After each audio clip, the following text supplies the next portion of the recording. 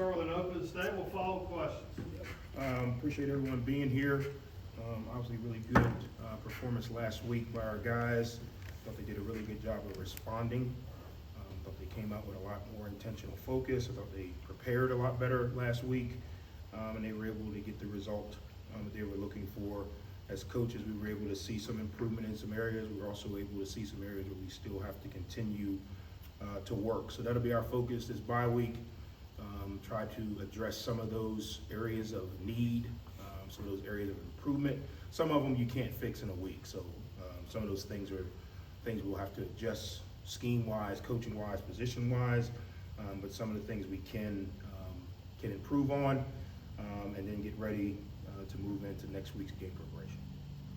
Curious just how y'all are going to approach the bye week this week with the Thursday game. I know game week's going to start earlier for y'all, so just curious how you're approaching that. Yeah, we've taken the approach, I think it's different every year. 10 years ago when you didn't have 80 new guys, you use this opportunity to develop some of your down the line guys. We're gonna just take the approach to take the entire week and work on ourselves. Work on trying to get obviously healthy from a standpoint of getting guys that have played a lot of reps, the treatment and rehab they need. Work on, okay, who's next? You know, who are the next guys that maybe they've played a handful of plays here, a handful of plays there. Who are those guys that we need to put a little more time in from a fundamental and technique standpoint? And then try and do a little bit of a, you could call it self-scout, but hey, here are some plays that are cornerstones of what we need to be able to do that we haven't been great on, and kind of put the focus into those, not only on the field, but as coaches, okay, are we in the right formation? Is this the best way to run this play? Does it complement what we're doing well now? And then to the back end of the week, from a coaching standpoint, we'll start to make the change into doing preview on the next opponent. I think you got to be careful. You get on it too early. You come up with too many answers. You know, I think we've gotten into a really good routine, not only with the players, but of coaches, of how we prepare and how much time we have to really dive into what the opponent is doing. The more time, you start putting in more plays, and then you're carrying 2 times the amount of plays into a game than you normally would. So that's kind of our approach.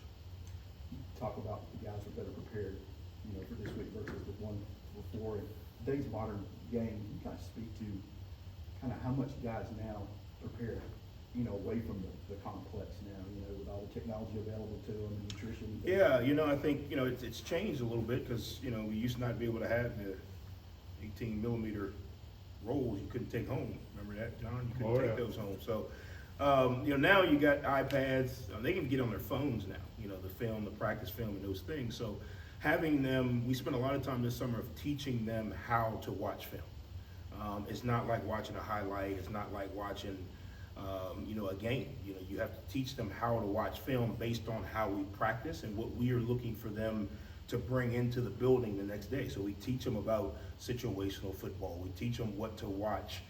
We had each coach at the beginning of the year put a weekly study guide together. This is what you do on Monday nights. This is what you do on Tuesday nights. This is what you do on Wednesday nights. And it coincides with how we practice. So you review what we did that day in practice, then you preview what's coming up for next, just like they do in class.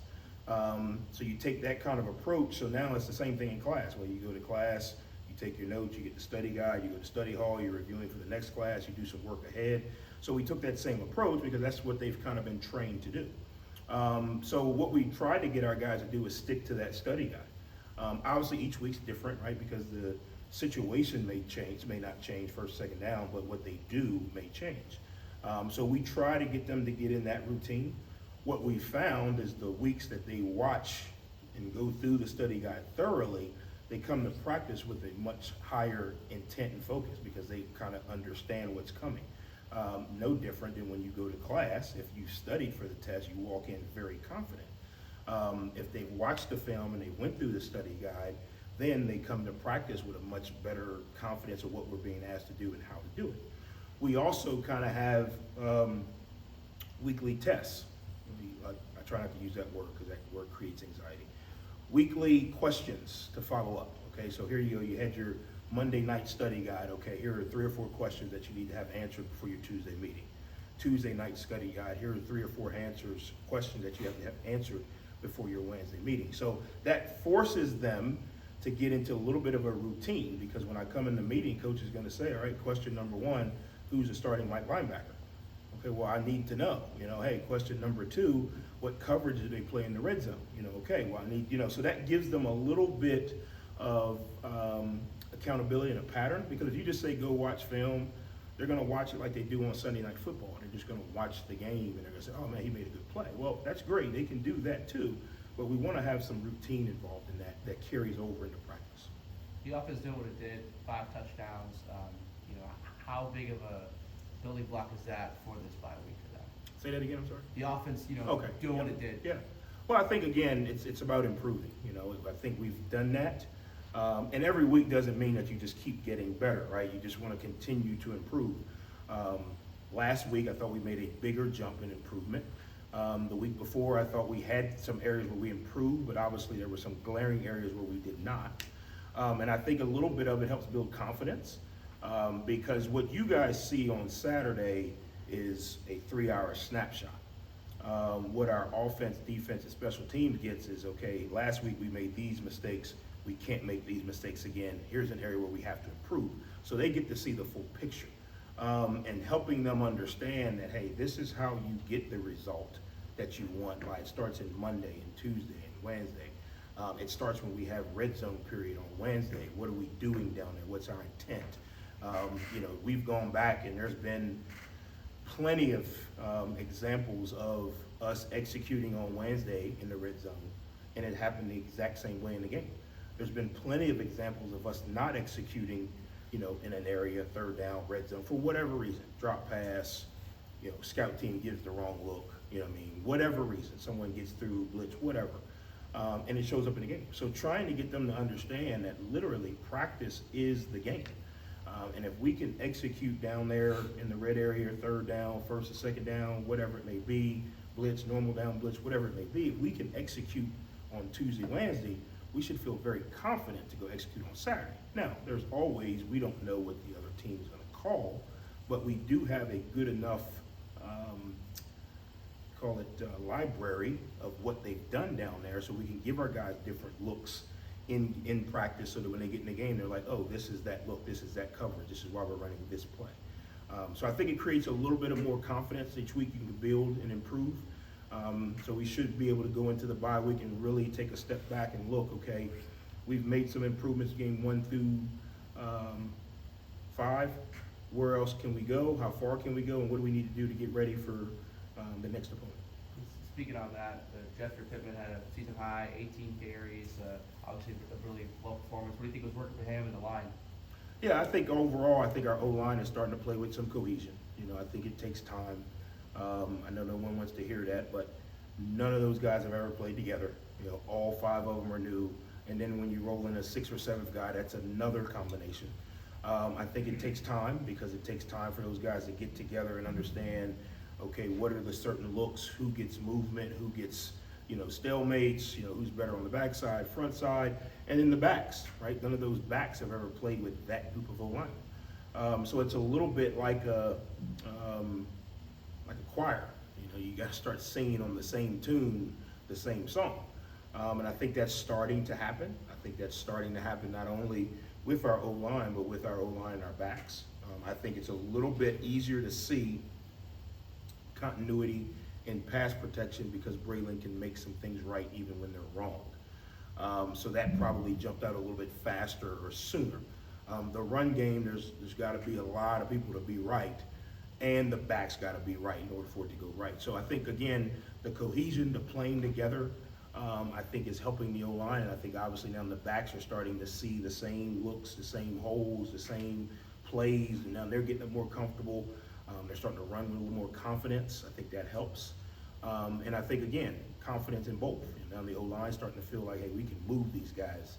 Or, hey, look, if I move this guy, my back's going to be able to hit the hole. So I think it builds, week in and week out when you start to have a little bit of improvement. Coach, off of that, just kind of speak to Carter, the freshman running back. Looks like a real natural skill set. I went back, tried to find some film on him and saw that he played a lot of receiver. Yeah, Talking about, when you we know, recruited him, we weren't really sure if he was gonna be a receiver, a running back. I know everyone tags this athlete, but in recruiting, you gotta get in a seat. You know what I mean? There's no seat for athlete. You can't have 35 athletes. You know what I mean? Somebody's gotta be a running back, somebody's gotta be a receiver. So our thought process was we'll bring him in and we'll start him at running back because our receiver room had a lot of depth. If this had been another year, maybe we started him at receiver, but we brought him in and we started him at running back. And what we saw was he had great spatial awareness. He was actually tougher, and I don't say that in a negative, but to be a true freshman, you know, in camp, he would get in there and bang with the first group. He would get in there and step up in pass pro. You know, he ended up on his butt a couple times, but, you know, he jumped right back in there. And then what we saw was he's very inquisitive and he pays attention. So even when he's not in, he's watching and paying attention. I typically send the running backs like a 10 or 15 play practice cut up after practice. That's the one area that I look at. I wonder why, but I look at that area a little bit more. So typically I'll send them, you know, 10, 15 plays just in practice. Hey, you know, press the line here, stay a little bit tighter. Coach Lockett does a great job, but I like to still be involved with the players. He's one of the rest of them will give me a thumbs up. Coach, I watched it. You know, Coach, appreciate it. He'll come by every week, every day. Tuesday and Wednesday we do it. He'll come by every day and Coach, hey, play 6. Can we look at that together? You know, hey, Coach, play 7. Can we look at that together? Not because I think he's just trying to say he's watching it, but because some of the things that I'm saying are new to him hearing from the running back position. So I knew kind of early in camp that his inquisitiveness or his willingness to learn was going to help him get to the field faster. Had no idea when.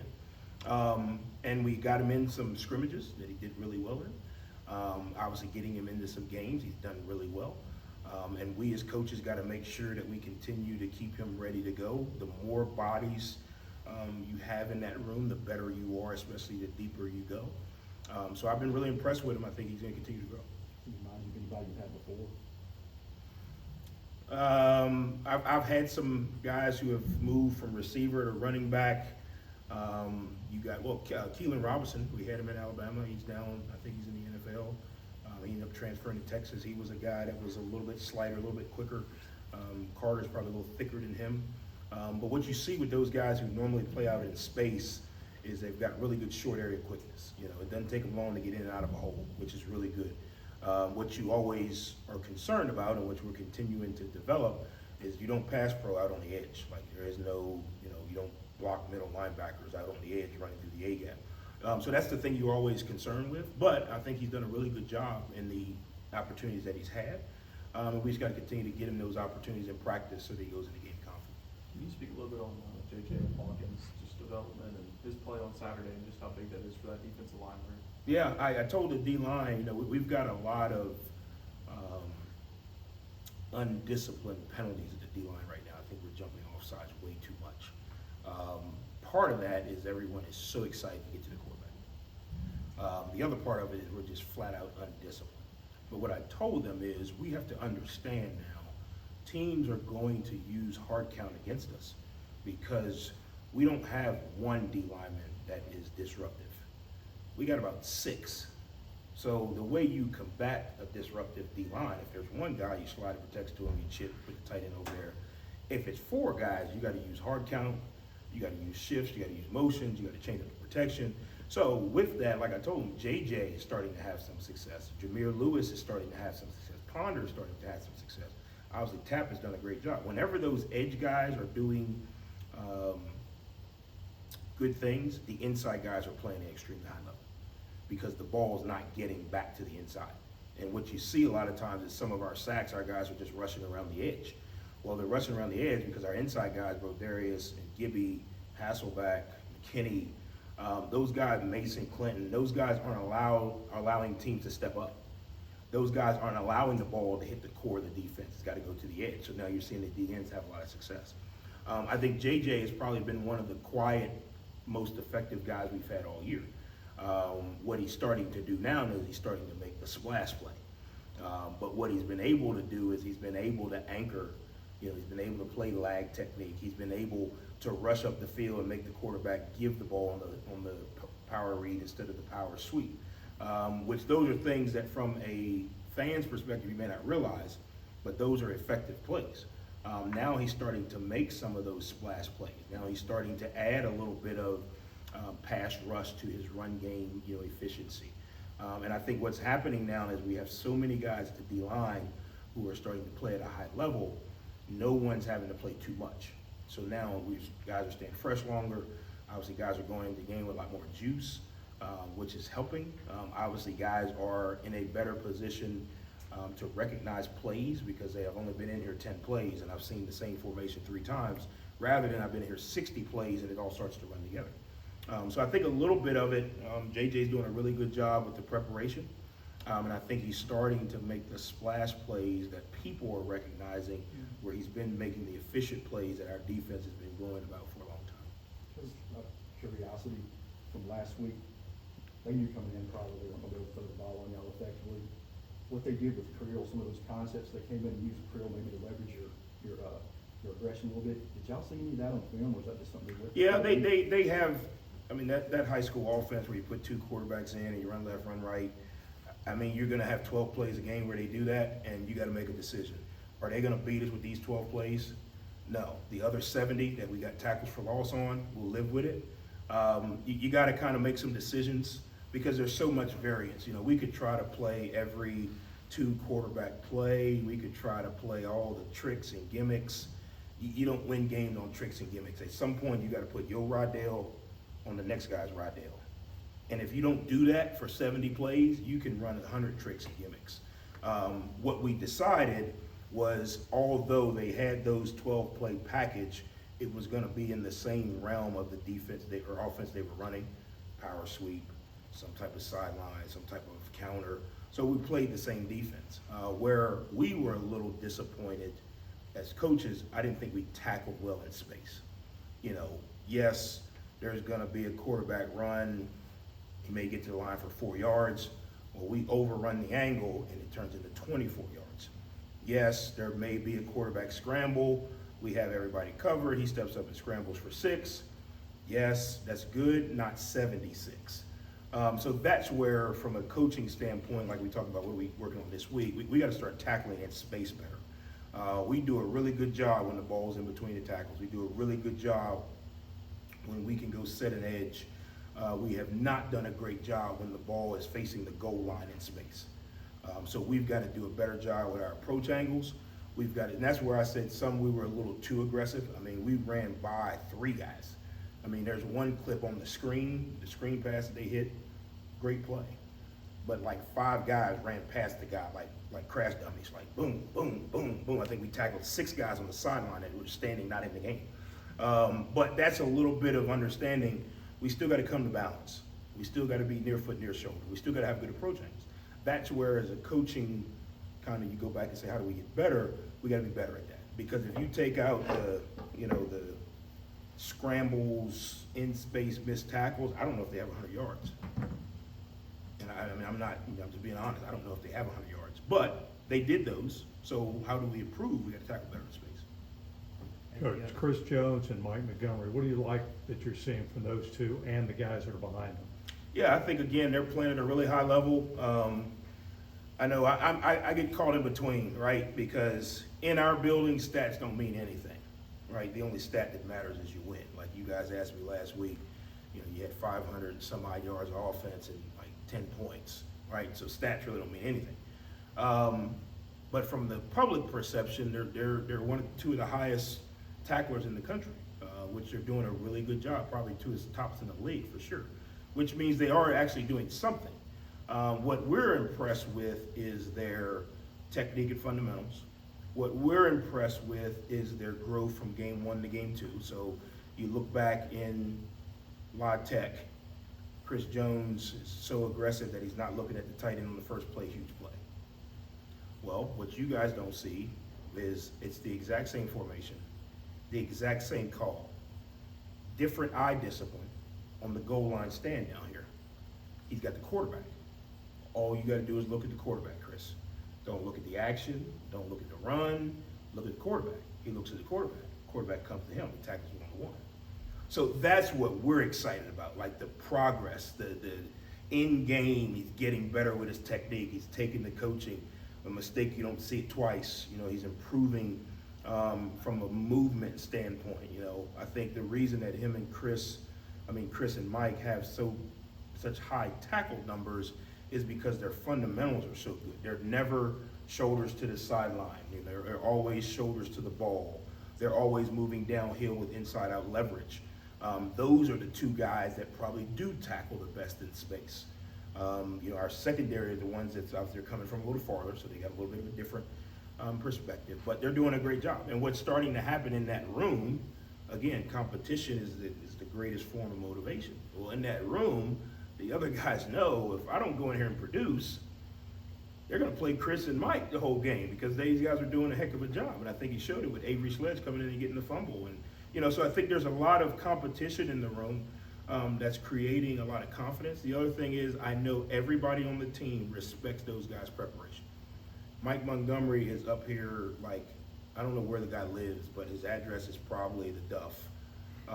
And everyone respects his preparation, so they feel very confident when he makes a call. They feel very confident when they line up next to him. They watch him practice. They love his practice habits. That is starting to become infectious in the linebacker room and on the defense. He's the one guy that doesn't talk a lot, but when he says something, people listen. And I think that respect has been earned through his consistent work habits. Anything else? From a rest standpoint, you know, how important is this bye week for you guys, you know, just from a whole team, you know? Yeah, I think, again, you know, we don't really call it a bye week. You know, it's an opportunity for us to not have a game, but we still got work to do. You know, you really think about it, we've been going at this thing for 8 weeks, you know, nonstop. You know, we have 4 weeks of training camp and then 5 weeks or 4.5 weeks of actual gameplay. So it's always good, even if it's just from the mental piece of it. You know, these guys are actual humans, so there's lives that, you know, things that happen in their life. They got class, they got family situations back home. You know, all of them got girlfriends who I don't understand why they do, but they got girlfriends, and so there are things from a mental standpoint that always help a little bit. It's hard in our program. Everything is 4th and 1, so there's always a intense grind, even if we're not just on the field practicing. It's getting ready for the next practice or the next meeting. So for these guys to take a little bit of a break, mental health is real. So for these guys to take a little bit of a break mentally as well as the physical piece, but still be able to get some work done and get some improvement in, I think it's a good thing. Coach, thank you. Thanks, guys. Thank you. Look forward to seeing you guys next week.